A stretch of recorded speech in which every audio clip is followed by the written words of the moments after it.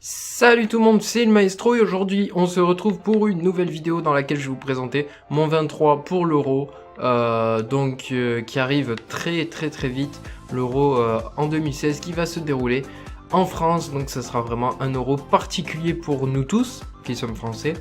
Donc pour les 23 à l'Euro, donc je vais vous présenter les 23 que je compte, que j'aimerais qu'on prenne à l'Euro, qui sont objectivement pour moi en tout cas les plus adeptes pour aller disputer cette compétition. Donc bien évidemment c'est mon avis, ça n'engage que moi et respectez mon avis. N'hésitez pas à donner vos avis vous aussi, c'est important, tant que c'est dans la politesse, pas de souci. Je vais peut-être faire des choix qui seront surprenants parfois, mais voilà, c'est ma composition. Alors, donc déjà la composition, c'est 4-3-3-2 je crois, il me semble, c'est ça. Donc ça sera, de toute façon, il y aura du classique, mais il y aura aussi quelques surprises, vous le verrez. Donc, c'est parti. Alors, au gardien, bien entendu, je mettrai Hugo Lloris. Hugo Lloris, pour moi, déjà, sa présence dans le groupe, il n'y a pas photo. Mais voilà, c'est vrai qu'on aurait pu remettre en cause sa titularisation suite aux performances exceptionnelles que fait Mandanda cette année. Mais non, on peut pas. Je vois pas Deschamps déjà le changer. Et puis je pense pas que ce soit nécessaire parce que déjà c'est le capitaine. Et puis c'est un très bon gardien qui a fait aussi une bonne saison. Donc je vois pas de raison qui pourrait conduire à le changer. Surtout que Mandanda en équipe de France, je le trouve pas aussi bon qu'avec l'OM. Donc peut-être parce qu'il a moins de frappes à sortir. Mais voilà, moi je laisserai Lloris titulaire. Ensuite, en défenseur droit. Alors, en défenseur droit, on va mettre France, ça ira plus vite. En défenseur droit, c'est vrai que c'est très difficile parce que on n'en a pas des très bons, même si on a quelques bons joueurs. On n'a pas des monstres non plus. Et pourtant, moi je mettrais Bakary Sagna. Parce que c'est le meilleur tout simplement de tous ceux qui sont devant nous là. Et puis voilà, on n'a pas trop d'autres choix. Certains auraient mis Jallet en titulaire, mais moi je suis pas trop fan de Jallet, donc je préfère mettre Bakary Sagna, qui je pense peut apporter à l'Euro, même si ça sera sans doute le moins fort du 11 de l'équipe de France, je pense. Alors ensuite en défense centrale, alors là c'est plus facile parce qu'on a beaucoup plus de solutions, et notamment Laurent Koscielny, qui pour moi doit être titularisé en équipe de France. C'est un très bon défenseur central, même si des fois il a des petites lacunes, c'est vrai qu'on peut lui reprocher, mais voilà, il est très bon, c'est le patron à Arsenal en défense centrale. Rio Ferdinand l'a qualifié de meilleur défenseur central de Première Ligue, donc c'est pas pour rien, il sait de quoi il parle. Donc je pense qu'il n'y a pas photo, il doit être titulaire à ce poste-là, aux côtés de Raphaël Varane. Raphaël Varane qui est le joueur mature de l'équipe de France malgré son jeune âge et qui pourtant continue d'être très bon. Évidemment, joueur du Real Madrid qui est très costaud et qui nous aide beaucoup en équipe de France, même si bien sûr il a encore certains domaines dans lesquels il doit progresser, ça reste quand même le titulaire indiscutable aux côtés de Laurent Koscielny. Alors ensuite sur le côté gauche, là aussi on n'a pas énormément de choix, même si je trouve qu'on a un petit peu plus par rapport aux défenseurs droits, et je pense qu'on devrait mettre Patrice Evra sur ce côté gauche, parce qu'il a l'expérience, parce qu'il connaît bien ce poste-là, et puis voilà, parce que c'est un leader d'homme, je pense, un meneur d'homme, pardon, et dans le vestiaire aussi, il aide beaucoup, malgré les petites histoires qu'il y a eu avec lui, entre des journalistes, tout ça, on s'en fiche. L'important c'est qu'il soit bon, qu'il conseille beaucoup les jeunes, et puis voilà. Donc pour moi, je le mettrai titulaire. Alors ensuite, en 6, enfin MDC, le plus défensif en tout cas, moi bien évidemment je mettrai Lassana Diarra qui pour moi est très très bon cette année. Il est revenu de très loin, mais voilà, il est revenu très bien et il est très très fort. Et c'est vrai que devant la défense, il est très précieux, il aide beaucoup aux relances, il récupère beaucoup de ballons, il fait un bon pressing. Donc franchement, il a ce rôle de sentinelle, lui va très bien, lui va comme un gant. Et je pense qu'il n'y a aucune... Enfin, personne dira qu'il ne doit pas être à ce poste-là. Je pense il est plus légitime que Diarra ou Pogba de mettre Diarra... que Matuidi ou Pogba de mettre Diarra en 6. Parce que Diarra, il est plus défensif et Matuidi et Pogba sont des milieux de terrain qui montent un petit peu plus. Alors évidemment, je viens de vous en parler sur les côtés, enfin sur les deux MC là. C'est Paul Pogba tout d'abord qui sera ici, donc sur ce MCD. Pour moi, bah, tout simplement, je pense que là vous serez tous d'accord. Paul Pogba, c'est l'avenir de l'équipe de France, un petit peu comme Varane. C'est la star de l'équipe de France aussi, et il n'y a aucune raison de ne pas le mettre avec les saisons qu'il enchaîne à la Juventus. Il n'y a pas de souci pour lui, il va nous apporter énormément à l'Euro. À ses côtés, évidemment, il y a une possibilité, enfin, il y avait deux possibilités, peut-être certains mettraient Kanté, certaines personnes qui n'aiment pas Matuidi, mais voilà, moi je préfère mettre Matuidi parce que Matuidi reste quand même un très très bon joueur, même si face à Manchester City, je l'ai trouvé, je sais pas, un petit peu moins bien. Je pense qu'il a sa place et que c'est un milieu très complémentaire avec Pogba et Diarra. Et je pense qu'il n'y a aucune contestation possible, il doit être dans ce milieu à 3. Ensuite, donc, il nous reste les AD et les AG. Alors, en AD, déjà, je mettrai notre ami, vous le connaissez tous, Antoine Griezmann, qui est en très grande forme en ce moment, surtout avec l'équipe de France, donc il n'y a aucune raison de ne pas le mettre. Antoine Griezmann sur ce côté droit, qui pourra apporter avec ses qualités de dribble, ses qualités de vitesse. C'est un joueur qui est très généreux, qui revient beaucoup grâce à ce qu'il a appris à l'Atlético Madrid, donc franchement, il n'y a aucune raison de ne pas le mettre lui aussi. Sur le côté gauche, alors là, peut-être... l'une des premières surprises, je sais pas, mais je pense qu'il a quand même convaincu beaucoup de monde. C'est Dimitri Payet, le joueur d'Aston Villa, de West Ham, pardon, qui est très très bon, qui est en très grande forme cette année et qui en équipe de France a mis un coup franc magistral. Et au-delà de ses coups francs, pardon, il est très très bon. Et c'est vrai que même si enfin, il est très bon et en plus il tire bien les coups de pied arrêtés. Donc c'est un gros plus parce que honnêtement, bon, je pense que on peut avoir d'autres tireurs de coups de pied arrêtés, mais Payet, comme il les tire, c'est impressionnant. Donc il faut laisser tous ses corners, ses coups francs à Payet. Et c'est aussi un rôle qu'il peut avoir en étant titulaire en équipe de France. Mais il reste quand même très très bon dans le jeu. Attention à pas tout confondre. Alors ensuite en BU, là voilà la première surprise, je pense. Pour moi, en BU, il faut mettre Karim Benzema et puis c'est tout. Parce que Benzema, malgré les affaires, les trucs comme ça, je pense qu'il a sa place en équipe de France. C'est le meilleur attaquant pour moi, enfin de pointe en équipe de France. Et il mérite d'être titulaire ici. Après, malheureusement, il s'est blessé. Donc, s'il s'est blessé, honnêtement, je ne sais... Enfin, moi, je mettrais Gignac parce que je suis Marseillais. Mais voilà. Franchement, c'est difficile parce que si Benzema est blessé, bah, y a plus grand monde, quoi. Il y a Giroud, Gignac. Mais voilà. Giroud, Gignac, pour moi, c'est des très bons attaquants, mais c'est pas des attaquants exceptionnels. Voilà, c'est vraiment ça. Et je pense que Giroud, par exemple, c'est un bon attaquant qui va claquer quelques buts, mais voilà, ça s'arrête là. C'est pas le grand attaquant. Tandis que Benzema, lui, je pense que c'est un très très bon joueur et qui pourra apporter. Donc, si jamais il peut disputer l'Euro, moi je mettrais Karim Benzema. Sinon, je mettrai André-Pierre Gignac. Ensuite, alors, en remplaçant, là aussi, je vais peut-être vous annoncer quelques surprises. Mais voilà, ce sont mes choix. Et c'est mon droit. Alors, donc déjà, au gardien de but, je mettrai en deuxième gardien Steve Mandanda, bien évidemment, qui fait une saison exceptionnelle.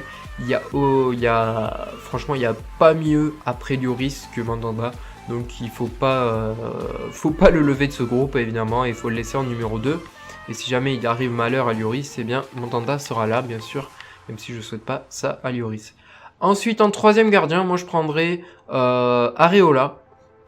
Même si c'est vrai que Costil est un bon gardien, en France on a l'avantage d'avoir beaucoup de bons gardiens, mais je prendrais Areola parce qu'il fait une très très bonne saison avec son club de Villarreal, et puis voilà, et puis en plus c'est un jeune, donc ça pourrait lui apporter d'être dans ce groupe de l'Euro, surtout qu'un troisième gardien, franchement, voilà quoi, c'est une chance sur 90 000 qui joue, donc ça serait bien d'intégrer un petit jeune, parce que je pense pas que Costil est un impact important sur le vestiaire, donc je pense pas que ce soit très important de le prendre. Ensuite, alors en défense centrale, là aussi je vais peut-être vous surprendre un petit peu. Après, les choix que je fais, ça peut être surprenant pour certains, mais ça peut être très justifié pour d'autres. Moi j'essaie de vous le justifier comme je peux. Alors si Laporte ne s'était pas blessé, j'aurais pris Laporte sans souci. Mathieu pareil, même si je suis pas très très fan de Mathieu, mais je l'aurais pris. Et puis donc en deuxième défenseur, pardon, j'aurais pris Zouma aussi s'il n'avait pas eu sa blessure. Je prendrais Adil Rami, qui pour moi fait une très très bonne saison, et il doit avoir une seconde chance avec l'équipe de France, et je pense qu'en remplaçant ça peut être un très très bon élément, et puis en plus il peut apporter avec son expérience, parce qu'il n'a pas joué dans des clubs de merde quand même, et je pense qu'il mérite d'être pris en équipe de France. Ensuite, en deuxième défenseur central, là aussi, bon, il est peut-être pas dans les plans de Didier Deschamps, je sais pas, en tout cas il n'y était pas trop dans les derniers groupes. C'est Samuel Umtiti, le Lyonnais, qui pour moi est très très bon, et qui mérite aussi d'être en équipe de France. Lui est un petit peu plus jeune forcément que Rami, donc ça peut être l'avenir aussi de l'équipe de France, donc il faudrait le prendre, ça serait une bonne chose pour lui. Ensuite on va faire donc les DG et les DD, donc j'en prends un de plus pour chaque poste. Donc alors nous allons commencer par le DG. Hop là, le DG. Alors le DG, moi je prendrais Layvin Kurzawa, parce que pour moi c'est un très bon défenseur gauche. Depuis qu'il est à Monaco, je le trouve très très bon, et il est passé des espoirs, enfin il était en espoir et il faisait de bonnes choses. Même s'il y a eu une petite histoire avec une célébration, tout ça, on s'en fiche. Je pense qu'il mérite d'être pas titularisé, pardon, mais d'être dans le groupe de l'Euro. Et Tremoulinas aussi aurait pu y être, parce que c'est un bon petit arrière gauche. Donc voilà. Mais voilà, moi je prendrais Kurzawa en DG. Ensuite, en DD, je vais prendre, alors là, pas de Christophe Jallet pour moi. J'aime pas trop Christophe Jallet, pas parce qu'il est lyonnais, c'est juste que j'aime pas trop ce joueur. D'ailleurs, vous avez vu que j'ai pris Umtiti, donc j'ai rien contre Lyon. C'est juste que moi je prendrais Sébastien Corchia, parce que pour moi, c'est un très très bon DD qui est... Depuis qu'il est parti à Lille, on n'en parle plus beaucoup, mais il fait sa saison. Et il a toujours été bon dans ses matchs, et il est encore assez jeune, même s'il n'est pas aussi jeune qu'Umtiti, que Varane, mais voilà, c'est un joueur qui est encore assez jeune et qui mérite d'être dans ce groupe de l'Euro pour moi. Alors ensuite, en milieu défensif, alors tout d'abord nous allons prendre évidemment un joueur que vous avez peut-être découvert récemment, c'est Kanté. Le joueur donc de Leicester qui est leader de Première Ligue. Kanté qui pour moi est très très bon. Il peut remplacer Matuidi ou Pogba. Plus Matuidi ou Pogba que Diarra, parce que c'est un joueur qui est assez offensif. Donc je pense qu'il a largement sa place à l'Euro, et qui pourrait même prétendre à une place de titulaire si jamais il y a une petite baisse de régime de la part d'un Matuidi par exemple. Même si bien sûr Matuidi est encore titulaire indiscutable. Mais voilà, Kanté c'est un très très bon milieu, et il peut apporter beaucoup en rentrant durant les matchs. Alors ensuite, au poste de milieu défensif, je ne prendrai pas Cabaye, mais je prendrai notre ami... Alors, il est où notre ami Coquelin, parce que Coquelin, je trouve que c'est un très très bon milieu défensif, qui s'est imposé à Arsenal, qui est jeune, et qui montre de très belles choses. Et surtout, la différence qu'il a avec Cabaye, c'est qu'il est milieu défensif central, il n'est pas MC. Donc il pourra plus remplacer Diarra, et si on prend Cabaye, ça va être difficile d'avoir une sentinelle. Enfin, Cabaye en sentinelle, c'est pas trop son truc, c'est plus un joueur qui aime bien aller de l'avant, organiser le jeu. Donc je pense que c'est mieux de prendre Coquelin pour pouvoir le remplacer pour pouvoir remplacer Diarra si jamais il y a un souci ou quoi que ce soit. Et puis ça serait bien pour lui aussi d'être sélectionné en équipe de France, tout simplement. Alors après, nous avons des joueurs devant, donc nous allons prendre, alors si je m'en sors, oui, je vais commencer par le but, par ce qui me vient en fait dans la tête. Donc en AD, alors il est où notre ami? Il est pas AD, il doit être MD alors. Il doit être MD, petit suspense, bien sûr c'est Coman. C'est Coman, Kingsley Coman qui mérite d'être en équipe de France. Il apporte énormément en équipe de France quand il rentre. Donc c'est vraiment un joker qu'il nous faut pour l'équipe de France. Comme il est d'ailleurs au Bayern Munich, il faut qu'il fasse ses petites rentrées à la fin de match. Quand les défenseurs sont fatigués, il peut faire très très mal. Donc aucune contestation possible. Coman doit être dans les groupes de l'Euro. Alors ensuite, nous allons prendre un petit AG. Et en AG, moi je vais prendre, attention le glow suspense. Le glow suspense, ah merde, il n'y est pas en AG. Il doit être MG notre ami, il doit être MG. Voilà, je vais prendre Franck Ribéry et pas Anthony Martial, enfin en tout cas, ouais non, je prendrai pas Anthony Martial. Tout simplement parce que je trouve un petit peu juste Anthony Martial. Et pour moi, je pense que Ribéry est meilleur que Martial. Je pense que, bon, on peut pas dire le contraire, Ribéry est meilleur que Martial, c'est sûr. Et malgré les histoires qu'il y a eu avec Ribéry, je pense que c'est mieux d'avoir un Ribéry quand même en remplaçant, parce qu'il peut apporter énormément. En plus, le fait d'avoir Ribéry en remplaçant, si vous le faites rentrer par exemple à la place de Payet, en fin de match, Ribéry il va se dire « Putain, moi j'ai envie d'être titulaire, je vais tout donner pour, pour la France ». Donc voilà, ce serait bien de l'avoir en joker, parce qu'il pourrait essayer de prouver à la France qui mérite d'être titulaire tout simplement. Donc je pense que ça peut être un gros plus pour l'équipe de France. Alors ensuite, je vais prendre le Bahut que vous connaissez tous, André Pierre Gignac. Donc ça c'est mon coup de cœur. Voilà, c'est Gignac, c'est un Marseillais, donc forcément je l'adore. Mais voilà, je ne le mettrai pas titulaire pour autant, parce que pour moi Benzema doit être titulaire. Mais comme je vous l'ai dit, si Benzema est blessé, je mettrai Gignac. Et éventuellement, si Benzema est blessé, je mets Gignac titulaire. Et en deuxième attaquant, je prendrai... Je sais même pas si je prendrai Giroud. Peut-être je prendrai la Casette plutôt. Quoique, ouais, non, Giroud quand même. Parce que la Casette, il fait pas une excellente...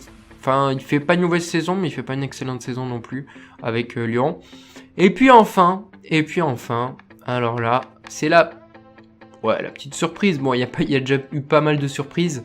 Moi, je mettrai en dernier Hatem Ben Arfa. Pourquoi ? Parce que lui aussi, c'est un très très bon joueur et un très bon joker qui peut dribbler toute une défense à lui tout seul. Même si, bon, quand tu fais quelque chose en Ligue 1, c'est pas la même chose quand tu fais à l'Euro. Mais voilà, je pense qu'un remplaçant, ça peut être un très très bon joueur. Et il peut faire très mal dans ses rentrées comme peut le faire Kingsley Coman. Donc je pense que ça peut être très intéressant de le faire rentrer. Voilà donc mon 23 pour l'Euro. Alors bien évidemment, ce n'est que mon avis et ça n'engage personne. Mais voilà, ça c'est ce que j'aimerais voir pour l'Euro 2016. En tout cas, en espérant que Benzema soit apte. J'espère qu'il vous plaît. N'hésitez pas à dire les joueurs que vous pourriez remplacer éventuellement.